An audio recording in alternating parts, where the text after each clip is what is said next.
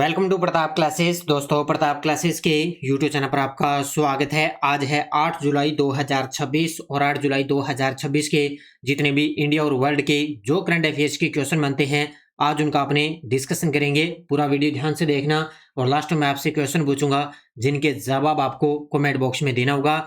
आज अपने पढ़ेंगे मोदी जी को इंडोनेशिया का सर्वोच्च नागरिक सम्मान मिला है। ब्रिक्स परिवहन मंत्रियों की तीसरी बैठक की मेजबानी कौन सा शहर करेगा और दक्षिण एशिया का सबसे बड़ा मिसाइल निर्माण इकोसिस्टम का शुभारंभ किया जा चुका है। इनकी आज हम चर्चा करेंगे पूरे लेटेस्ट न्यूज के साथ में। डेली आपको सुबह ये 7 बजे ये करंट अफेयर्स की क्लास आपको मिलती है। जो भी साथी bank, UPSC, SSGD, RAS, railway, SI, CAT कोई भी एग्जाम हो, उन सभी एग्जाम के लिए डेली आपको ये करंट अफेयर्स की क्लास आपको मिलती रहेगी। तो सभी साथी एक बार करेंगे सेशन को लाइक शेयर। सभी साथियों को प्यार भरा नमस्कार, गुड मॉर्निंग। सबसे पहले हमने कल 7 जुलाई को क्या पढ़ा? महिला टी20 विश्व कप 2026 के फाइनल में ऑस्ट्रेलिया ने किस टीम को हराकर खिताब जीता? इंग्लैंड को हराया। माननीय प्रधानमंत्री मोदी जी ने गुजरात के सानंद में किस सुविधा का उद्घाटन किया? सीजी सेमी ओएसटी सुविधा का। ग्लोबल सिटीजन सॉल्यूशंस द्वारा जारी ग्लोबल पासपोर्ट इंडेक्स 2026 के अंदर भारत का स्थान है 125वां। भारत ने ब्रिक्स महिला कार्यसमूह की 2 दिवसीय बैठक का शुभारंभ कहाँ पे किया? कोची, केरल में। उपभोक्ता संरक्षण कानून और नीति पर अंतर सरकारी विशेषज्ञ समूह के 9वें सत्र की अध्यक्षता भारत कहाँ करेगा? जिनेवा, स्विट्जरलैंड में। भारत 6 से 7 जुलाई 2026 को ब्रिक्स मादक पदार्थों निरोधक एजेंसियों के प्रमुखों की बैठक की मेजबानी कहाँ कर रहा है? गुवाहाटी के अंदर। और जापान के हायाबुसा 2 अंतरिक्ष यान ने अपनी विस्तारित मिशन के दौरान किस क्षुद्र ग्रह के निकट से सफलतापूर्वक उड़ान भरी? तो ये है तोरीफोन क्षुद्र ग्रह के पास से। तो ये थे, हमने कल अच्छे तरीके से इनको पढ़ा पूरी डिटेल के माध्यम से। और इसका टेस्ट आपको इस टेस्ट सीरीज के अंदर आपको मिल चुका है। ऑल इन वन की test series, daily test, daily की पीडीएफ आपको मिल जाती है। वीकली टेस्ट आपको मिल गया, मंथली टेस्ट आपको मिल गया और मंथली क्लास आपको यूट्यूब पर मिल चुकी है। तो जरूर आप इसको ज्वाइन करें। ये आपको मिलेगी प्ले स्टोर से। प्रताप क्लासेस का एप्लीकेशन डाउनलोड करना है, वहाँ पे आपको ये टेस्ट सीरीज मिल जाएगी डेली वाली। इसके अलावा एसआई है, आरएएस की है, सीएटी है, इन सब की करंट अफेयर्स करंट की क्लासें टेस्ट सीरीज है वो उपलब्ध है। अब करें स्टार्ट आज की क्लास। 8 जुलाई 2026 सभी साथी एक बार कर दें सेशन को लाइक शेयर। पहला क्वेश्चन आपके सामने, बड़ा ही गजब का प्रश्न। 7 जुलाई 2026 को जकार्ता की अपनी आधिकारिक यात्रा के दौरान भारत के प्रधानमंत्री मोदी जी को इंडोनेशिया के राष्ट्रपति प्रबोवो सुबियांतो द्वारा कौन सा सर्वोच्च नागरिक सम्मान दिया गया है? अब देखो, कल मैंने आपको बढ़िया तरीके से क्लास में करवाया कि मोदी जी 6 दिवसीय यात्रा पर गए हैं। किन किन देशों की? अब ये इंडोनेशिया की यात्रा पर गए हैं, उसके बाद में जाएंगे ऑस्ट्रेलिया, उसके बाद में जाएंगे न्यूजीलैंड। तो ये 3 देशों की यात्रा पे हैं। तो इंडोनेशिया का उनको सर्वोच्च नागरिक सम्मान मिल गया। कौन सा? बिंगतांग आदिपुर्णा।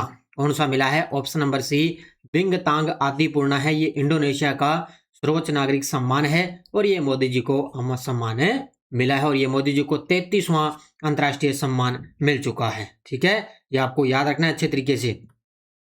तो 7 जुलाई 2026 जकार्ता में इंडोनेशिया के राष्ट्रपति प्रबोवो सुबियांतो ने भारत के प्रधानमंत्री मोदी जी को इंडोनेशिया का सर्वोच्च नागरिक सम्मान बिंगतांग आदिपुर्णा से सम्मानित किया गया और ये मोदी जी को 33वां अंतर्राष्ट्रीय सम्मान मिल चुका है। अब ध्यान रखना, टोटल मिल गए 33।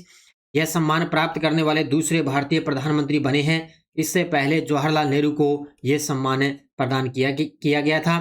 पिछले महीने सेल्सियस ने उन्हें guardian of the blue horizon घोषित इनको किया गया था। तो ये पिछले महीने सेल्सियस ने उन्होंने guardian of the blue horizon है वो अवार्ड उनको दिया था। तो ये आपको याद रखना है। अभी इंडोनेशिया की यात्रा पे है, उसके बाद में ऑस्ट्रेलिया, फिर न्यूजीलैंड की 6 दिवसीय यात्रा पर रहेंगे। तो ये सर्वोच्च नागरिक सम्मान बिंगतांग आदिपुर्णा से मोदी जी को सम्मानित किया गया है।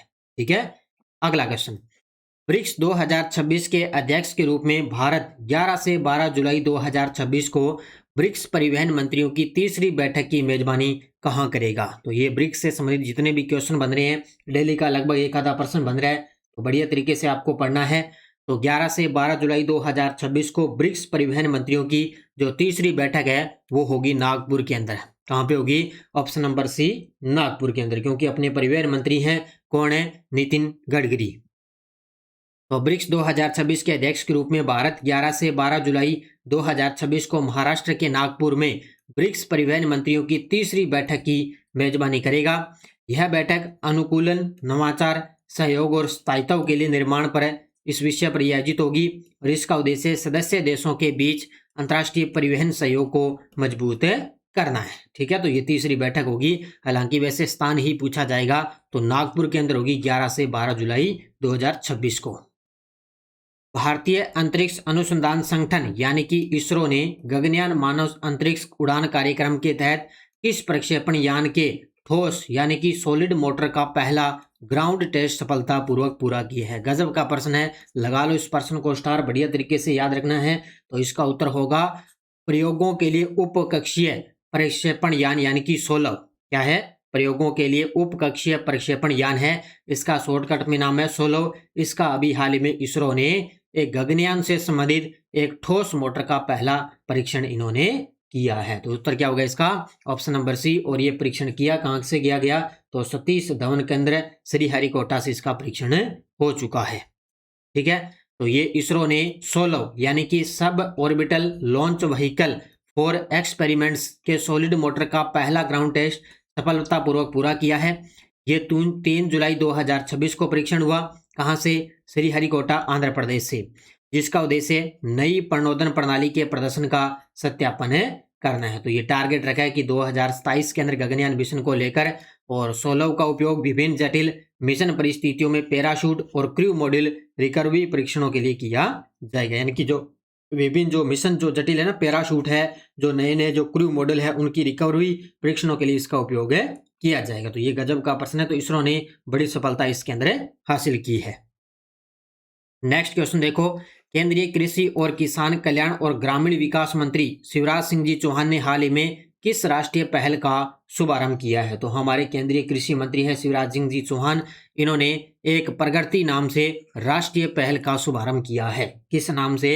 प्रगति नाम से एक राष्ट्रीय पहल की शुरुआत की है, जिसमें उद्देश्य क्या होगा? जो ग्रामीण युवा है उनको कृषि में उद्यमी बनाना, जो छोटे छोटे सीमांत किसान है उनसे संबंधित ये पहल रहेगी। ठीक है, तो प्रगति की शुरुआत हमारे केंद्रीय कृषि मंत्री शिवराज सिंह जी चौहान, जिसका उद्देश्य है 20,000 ग्रामीण युवाओं को कृषि उद्यमी बनाना, और लाभार्थी रहेंगे 20 लाख छोटे और सीमांत किसान हैं वो इसके अंदर लाभार्थी रहेंगे। क्या लक्ष्य रहेगा? किसानों की आय है, उत्पादकता है, आजीविका में सुधार करना है। और ये लागू होगी कहाँ पे? मध्य प्रदेश, उत्तर प्रदेश, बिहार, महाराष्ट्र, राजस्थान, पश्चिम बंगाल और असम और झारखंड के अंदर ये पहल स्टार्ट होगी। और इसकी प्रगति राष्ट्रीय कृषि और ग्रामीण विकास पहल रहेगी। तो ये गजब का प्रश्न है। तो प्रगति पहल की शुरुआत हमारे कृषि मंत्री जी ने की, जिससे का उद्देश्य जितने भी जो 20,000 ग्रामीण युवा है उनको कृषि उद्यमी बनाना है। तो जिनको लाभ उन्हीं को मिलेगा, जो 20 लाख छोटे जो सीमांत किसान है उन्हीं को लाभ इसका मिलेगा। ठीक है, तो ये भी गजब का प्रश्न है। अगला प्रश्न, हाल ही में अडानी डिफेंस एंड एरोस्पेस ने 2500 करोड़ के निवेश के दक्षिण एशिया के सबसे बड़े निजी क्षेत्र के मिसाइल निर्माण इकोसिस्टम की आधारशिला कहां रखी है? गजब का प्रश्न है। तो अडानी डिफेंस एंड एरोस्पेस ने 2500 करोड़ रुपए के निवेश से दक्षिण एशिया के अंदर सबसे बड़े निजी क्षेत्र के मिसाइल निर्माण इकोसिस्टम की आधारशिला रखी है शिवपुरी मध्य प्रदेश के अंदर। कहां पे रखी है? शिवपुरी मध्य प्रदेश में। ये देखो आपके सामने तस्वीर के अंदर सबसे बड़े मिसाइल निर्माण इकोसिस्टम की आधारशिला। तो कौन सी company? Adani defence and aerospace है, स्थान है शिवपुरी मध्य प्रदेश। कितना निवेश हुआ है? 2500 रुपए करोड़। और क्या विशेषता?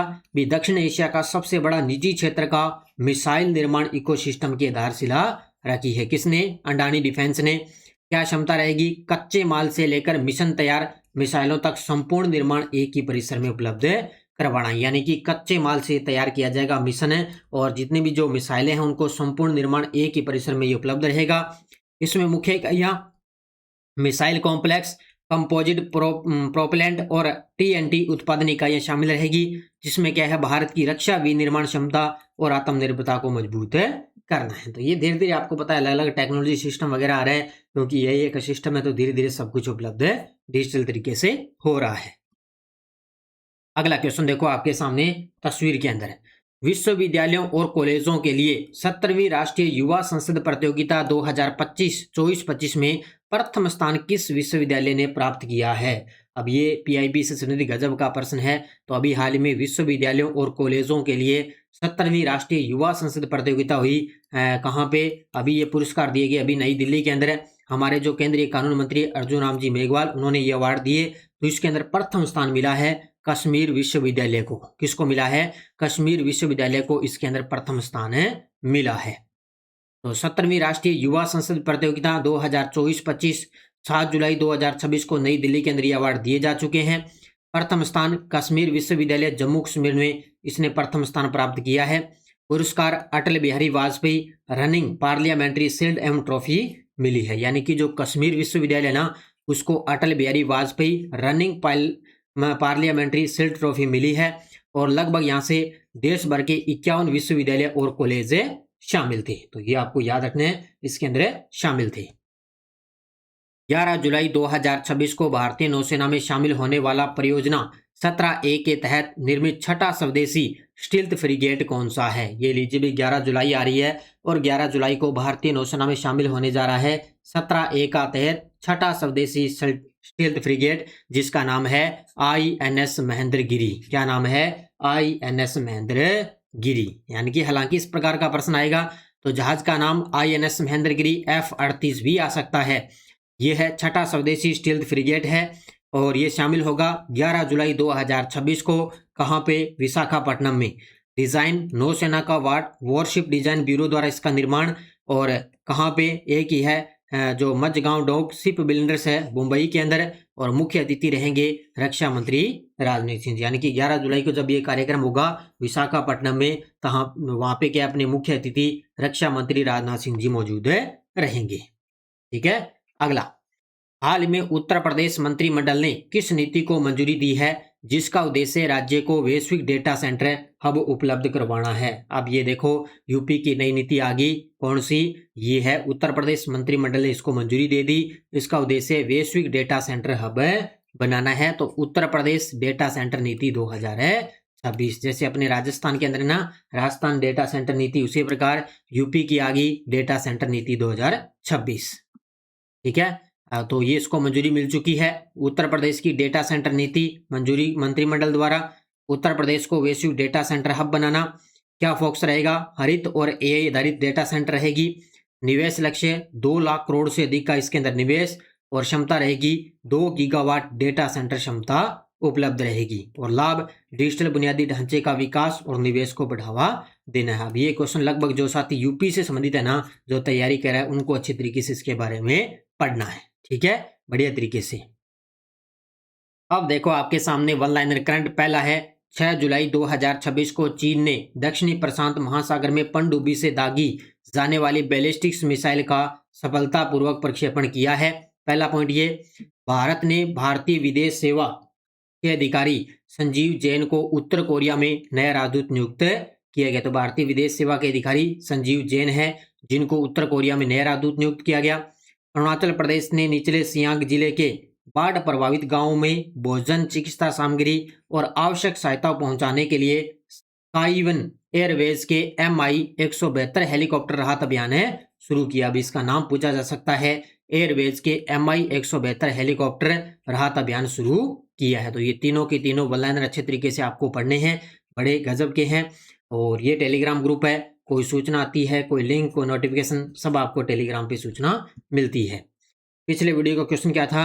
27 जून 2026 विश्व रोइंग कप में स्वर्ण पदक जीतने वाले भारतीय कौन बन चुके हैं?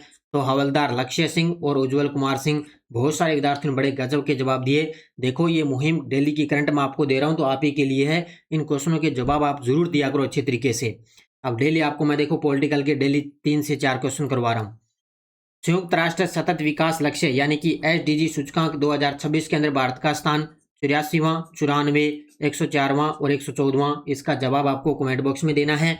और यस्टरडे डोज भारतीय झंडा समेत संहिता 2002 और राष्ट्रीय गौरव अपनापन निवारण अधिनियम 1971 भारत के संविधान में किस अनुच्छेद में है? अनुच्छेद 51 क में। किस समिति ने भारतीय संविधान में 8 मौलिक कर्तव्यों को शामिल करने का सुझाव दिया? स्वर्ण सिंह समिति। किस अधिनियम के अंतर्गत भारत में सर्वप्रथम सर्वोच्च न्यायालय की स्थापना हुई? रेगुलेटिंग अधिनियम 1773। और किस अनुच्छेद के अंतर्गत उच्चतम न्यायालय के प्रशासनिक व्यय जिनके अंतर्गत उच्च न्यायालय के अधिकारियों और सेवकों और उनके संबंध में संदेश सभी वेतन भत्ते और पेंशन से संबंधित है? तो भारत की संसद निधि है 146(3) के तहत। अब ये पिछली बार जो आरपीएससी फर्स्ट ग्रेड का होता उसके अंदर ये प्रश्न छपा था, अब ये दोबारा रिपीट होगा एग्जाम के अंदर, तो इनको बढ़िया तरीके से पढ़ा करो और आप अलग से इनको नोटबुक में लिख सकते हो। अब देखो नेक्स्ट डोज आपके लिए अनुच्छेद 145 में क्या है, अनुच्छेद 143 में क्या है, अनुच्छेद 141 में क्या है और अनुच्छेद 139 में क्या है। ये प्रश्न आया था अभी पिछला जो कांस्टेबल हुआ था ना राजस्थान पुलिस का, उसके अंदर ये प्रश्न पूछे गए थे अनुच्छेद के। ऐसा पूछा था, ये अनुच्छेद देके उनके सामने देके इसमें पूछा था कौन सा सम्मिलित नहीं है, इस प्रकार का ये प्रश्न आया था कांस्टेबल के अंदर। अभी दोबारा रिपीट होंगे तो आपको लगातार अच्छे तरीके से पढ़ने हैं। और ये SI 2021 अपनी री एग्जाम होगा, उसके लिए करंट अफेयर्स की टेस्ट सीरीज है, राष्ट्रीय अंतर्राष्ट्रीय राजस्थान तीनों का करंट आपको उपलब्ध हो रहा है। और RS की कोई साथी तैयारी करे तो RS की अपनी करंट की टेस्ट सीरीज है, CAT की है, दोनों लेवल की, राष्ट्रीय अंतर्राष्ट्रीय राजस्थान और इंडिया वर्ल्ड तीनों का करंट आपको पढ़ना है अच्छे तरीके से। ठीक है, तो ये थी आज की अपनी क्लास, सभी साथी करेंगे वीडियो को जाते जाते लाइक शेयर और लगातार आप पढ़ो, क्योंकि ये डेली की क्लास, छोटी सी क्लास, बिना वक्त जाया किए डेली आपको ये करंट की क्लास मिलती रहेगी। ठीक है, तो धन्यवाद, जय हिंद, जय भारत, जय राजस्थान।